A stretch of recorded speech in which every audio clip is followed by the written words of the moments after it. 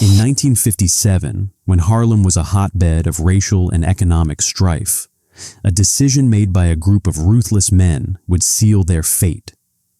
They thought their power, wealth, and connections made them untouchable. They were wrong.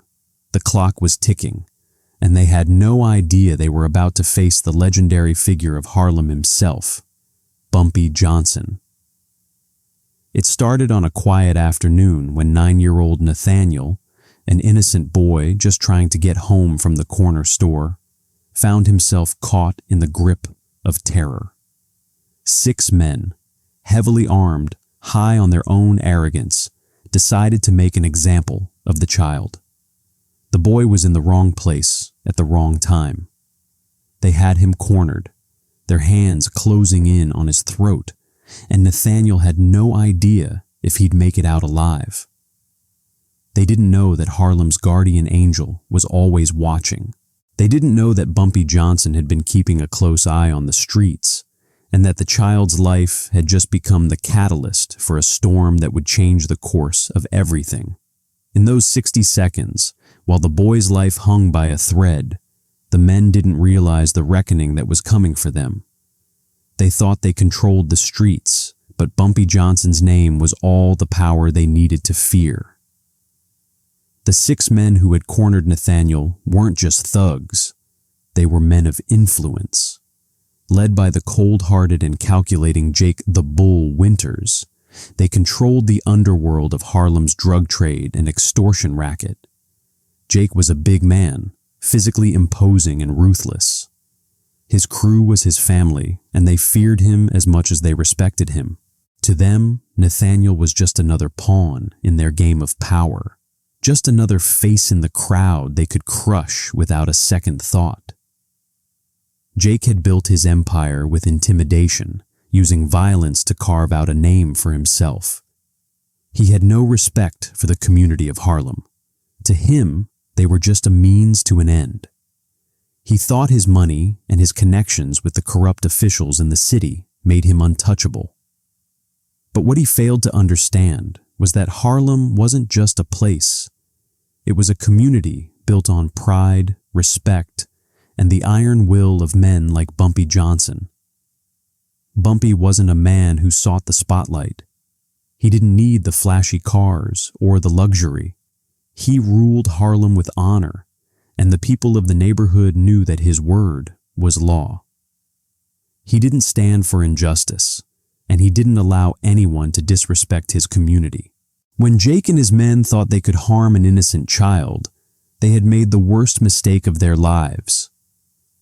They had not only endangered a life, they had disrespected the very fabric of Harlem, and that was something Bumpy Johnson would never allow to slide. This wasn't just an isolated act of violence, it was a threat to everything Bumpy had worked for. The attack on Nathaniel wasn't merely about the boy's life, it was about sending a message. Jake and his men were testing the limits of their power, believing that they could do whatever they wanted without consequence. They thought they could terrorize Harlem, and that no one would step up to stop them. They were wrong. Bumpy Johnson's entire life had been dedicated to ensuring that Harlem streets were safe from the kinds of men who took advantage of the weak. It wasn't just about crime, it was about respect.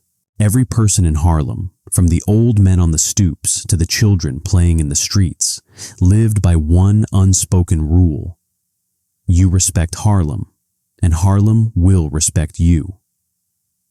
The deeper meaning behind Jake's actions was clear. He wasn't just targeting a child, he was testing Bumpy. He was trying to send a message to Harlem to see if the community had any real strength left. Jake thought he could get away with it because, in his mind, no one had the power to stop him. But Bumpy Johnson wasn't a man to let this slide, not on his watch. The line had been crossed, and Bumpy wasn't about to let these men get away with it. The moral violation was obvious. Jake and his gang had gone too far. They had violated Harlem's honor, and the cost for that would be steep. Bumpy had spent years building his reputation as the protector of Harlem. He had earned the trust of the people, and he had built an empire not on fear, but on respect. This wasn't just about revenge. It was about showing that no one could break the code of Harlem without facing the consequences. It started when Nathaniel, a bright-eyed boy with a kind heart, was simply making his way home from the corner store. He was just like any other child in Harlem, unaware of the dangers that lurked around every corner. He had been raised by strong parents who taught him to stay away from trouble, to be kind to everyone, and to never let anyone push him around. But that day, Nathaniel was in the wrong place at the wrong time. Jake, the bull.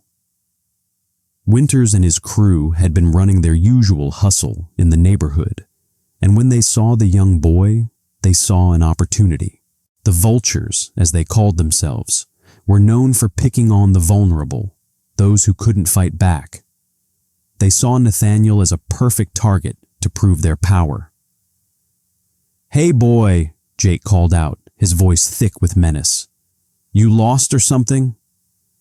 Nathaniel looked up, confused. He didn't know what to say. He tried to walk past them, but one of the men grabbed him by the collar, shoving him against the wall. "You're gonna respect us, kid," another man sneered. "Or we'll make you respect us." The others laughed, but the sound wasn't one of amusement. It was cold, cruel, and full of malice. Nathaniel's heart pounded in his chest. He tried to break free, but they were too strong. "Please, let me go," Nathaniel pleaded, his voice shaky, but the men only tightened their grip. Jake stood back, watching the boy struggle. He was enjoying the power he had over him, but what he didn't realize was that in that moment, Nathaniel's life wasn't just in the hands of these men. It was in the hands of someone far more dangerous. Bumpy Johnson had been keeping an eye on the streets, as he always did. He had heard whispers of the vultures' growing influence, but he hadn't known how far they would go. He heard a voice from a trusted ally, someone from the community, who told him that something was happening on the corner of 125th Street. Bumpy's eyes narrowed. He didn't need to hear more. He didn't need the full story. He had seen enough to know that this was a moment of reckoning. A child was being harmed, and in Bumpy's world, that was a line that could never be crossed. His response was calm. His posture didn't change. He didn't rush. Instead, he took a deep breath and walked towards the danger with the same calm determination that had made him a legend. Bumpy didn't need to make threats. He didn't need to raise his voice. His actions spoke louder than anything he could say. He made his way toward the scene, each step measured, his mind already calculating how he would deal with Jake and his gang. Bumpy wasn't a man who took pleasure in violence. He never had been. But when it came to protecting the people of Harlem, there was no room for mercy. He arrived on the corner just as the situation escalated. The vultures didn't see him at first, but Bumpy's presence was enough. The streets of Harlem seemed to hold their breath as he approached, his reputation preceding him. As Bumpy stood in the shadows, observing the vultures, he could see the fear in their eyes. They had no idea what was coming. They thought they were untouchable, protected by their money, their guns, and their fearsome reputation. But what they didn't know was that Bumpy Johnson was far more dangerous than any of them could ever imagine. Bumpy didn't rush the confrontation. He knew that sometimes the best moves were the ones made in silence, in the stillness before the storm. The men were still laughing, still confident, not realizing that they were about to face something far worse than they could ever anticipate. Bumpy prepared his words carefully. His reputation had already done half the work for him. All he had to do now was deliver the message.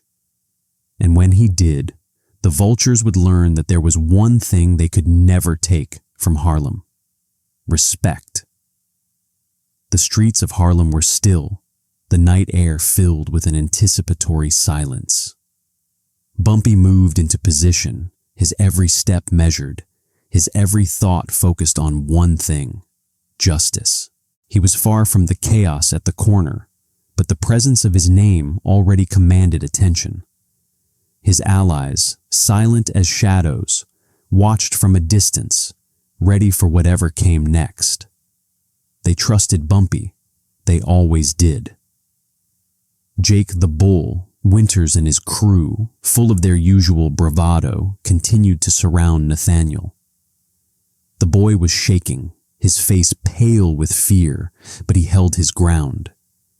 The vultures' taunts echoed in the alleyway, a cruel reminder of how powerless some felt when faced with men who wielded fear like a weapon. Little did they know, they were about to be reminded that they were nothing compared to the power of respect. Bumpy's strategy was simple. He wasn't here to make a public spectacle, though he knew his every action would be watched. This was going to be a lesson, not just for Jake, but for everyone in the community. Respect couldn't be bought. It couldn't be threatened. And in Harlem, it was the one thing no one could take without paying the price. Bumpy's allies moved into position, each of them knowing their role. There would be no unnecessary violence. There would be no bloodshed. This was about something far deeper, something that had been built in Harlem streets long before Jake ever thought he could come here and make demands. The trap was set.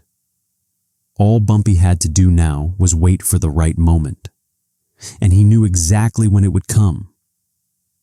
It was 11:15 p.m. when Bumpy made his move. The sounds of the vultures' laughter filled the air, but as the man in the lead, Jake Winters, took another step forward, something changed. It was the subtle shift in the air, the collective stillness of the street that followed Bumpy's arrival. The men froze, their eyes darting around as they sensed the shift in the atmosphere. Jake looked up first, catching the sharp outline of Bumpy's figure in the dim light. For a moment, time seemed to stop. "What's this?" Jake called out, trying to cover his unease with bravado. He stepped forward, his voice a mix of contempt and confusion. "What do you think you're doing here, Bumpy?" But Bumpy didn't answer immediately. He took a step forward, the weight of his presence more powerful than any words. He didn't need to say anything right away. It wasn't the words that mattered. It was the silence, the way his very being commanded attention. Jake and his crew stood their ground, but their confidence wavered. The arrogance was gone from their eyes, replaced by a dawning realization. They weren't facing just another street boss. They were facing the boss, the man who had shaped Harlem, who had built it on respect, and who had earned the loyalty of its people. The tension in the air was thick, the seconds ticking by like hours. The street was empty of sound except for the faint murmurs from those gathered, watching from the shadows. The trap had been set, and now it was time for Bumpy to strike. Bumpy took another step closer to Jake, his calm demeanor like a steel trap, unyielding. He looked straight into Jake's eyes, his voice steady as he finally spoke. "You thought you could come into my neighborhood, disrespect my people, and leave without consequences." His words were a low growl, but they carried the weight of 1,000 years of justice. "You've got 60 seconds to make a choice, Jake," Bumpy continued. 1 minute to decide if you're going to leave Harlem a man or a broken memory." Jake's face shifted from arrogance to something else. Fear. For the first time, he realized just how out of his league he was. And then, in that moment of realization, Bumpy spoke again, his words laced with the weight of a decision that would echo through the streets for years to come. Your men, your crew, are going to learn respect tonight, because that's the only thing that's going to keep them alive. The seconds felt like hours as Jake stood there, trapped in the weight of Bumpy's stare. He realized that, in a single moment, his entire world had shifted. There would be no escape, no way out. Bumpy was right. There was only one way forward. Without hesitation, Jake took a step back, signaling his men to do the same, but they didn't move. They stood frozen, unsure of what to do, paralyzed by the intensity of Bumpy's presence. "You want to live?" Bumpy said, his voice quiet but firm. "You're going to have to earn it. Respect the boy, apologize to him, and then you're going to do what I tell you." Jake's gang exchanged confused glances. They had come to Harlem to terrorize, to dominate. They had never imagined that the lesson they would learn would come from a single man who had nothing to prove. "Apologize to him," Bumpy repeated, his voice gaining strength. Reluctantly, Jake stepped forward, his body stiff with fear, and he knelt in front of Nathaniel, his pride shattering with every second. I'm sorry," he muttered, the words tasting bitter on his tongue. Bumpy nodded. "Good. Now you're going to protect him, not because I told you to, but because that's what respect looks like." With a single movement, Bumpy withdrew his razor from his coat and held it in the air for everyone to see, a symbol of his authority, his power. But it wasn't the razor itself that mattered. It was the lesson it represented. Respect was the only thing that could keep them safe. The men who had terrorized Harlem, the vultures who thought they were untouchable, now stood as something else entirely: bodyguards. They were no longer kings of the street. They were men who had learned the hard way that in Bumpy's world, respect was the only currency worth anything. Jake and his crew never returned to terrorize the streets again. They had been humbled, forced to acknowledge the truth of what Harlem had always been. A place built on the strength of its people, its codes, and its protectors. The vultures learned the lesson Bumpy had taught them. Respect isn't something you can demand. It's something you have to earn, and it's a lesson that stays with you, whether you want it or not. As for Nathaniel, he walked home that night, his steps lighter, his heart a little stronger. Harlem had shown him the power of respect, and in doing so, it had made him stronger than he'd ever known. Bumpy watched him go, his expression softening just a little. Harlem was a dangerous place for a child, but with respect, a child could stand tall, even in the face of the fiercest gang. Bumpy Johnson's legacy wasn't built on fear. It was built on respect. In that single moment, when a child's life hung in the balance, Bumpy showed the world that true power lies in knowing when to act and how to use the strength of one's reputation to protect those who need it most. If this story hit you, smash that subscribe button. We're telling the Bumpy Johnson story's history forgot. The moments that made him a legend. The code that made him untouchable. Drop a like if you think Bumpy was the smartest man in Harlem. And in the comments, what would you have done if you were Bumpy? More legendary stories coming next day. Don't miss it.